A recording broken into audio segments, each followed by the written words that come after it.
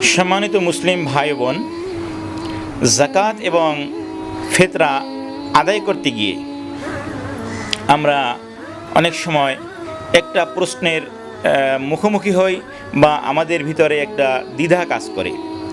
আলহামদুলিল্লাহ, এই যুগে এসে অনেক মানুষ কোরআনে কারিম তেলাওয়াত করছেন, কোরআনে কারিম শিখছেন এবং কোরআনে কারিমের তর্জমা অনুবাদ এগুলো পড়ছেন, যার ফলে আল্লাহ সুবহানাহু ওয়া তাআলা সূরাতুত তাওবার যে আয়াতের ভিতরে এই যাকাত কাদেরকে দিবেন এটা নিয়ে একটি বর্ণনা রয়েছে।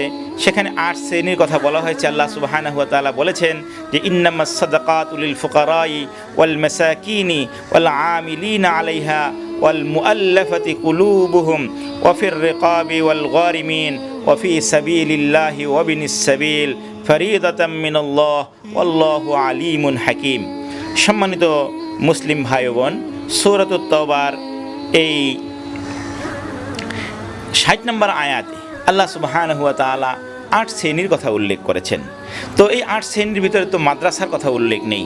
এখন আমাদের বহু মাদ্রাসা রয়েছে, যেই মাদ্রাসাগুলো মুসলমানদের অর্থ সাহায্যে যাকাত, ফিতরা ইত্যাদির মাধ্যমে তাদের লিল্লা বোর্ডিংগুলো চলে থাকে। তো এটা নিয়ে অনেকের একটি সংশয় কাজ করে যে এখানে তো আল্লাহ তাআলা মাদ্রাসায় দিতে বলেননি, এবং আমরা এটাও জানি যে মাদ্রাসা নির্মাণ, মসজিদ নির্মাণ এগুলো করতে গিয়ে যাকাত ফিতরার অর্থ ব্যবহার করা যায় না, সুতরাং আমরা মাদ্রাসায় কেন দিব? আসলে ব্যাপারটা হলো যে মাদ্রাসা ভবন নির্মাণের জন্য, মাদ্রাসার অবকাঠামো নির্মাণের জন্য আমরা যাকাত বা সাদকা ব্যবহার করব না বা দিব না, কিন্তু বাকি মাদ্রাসার ভিতরে একটি লিল্লা বোর্ডিং থাকে যেখানে দরিদ্র ছেলেরা লেখাপড়া করে, মেয়েরা লেখাপড়া করে।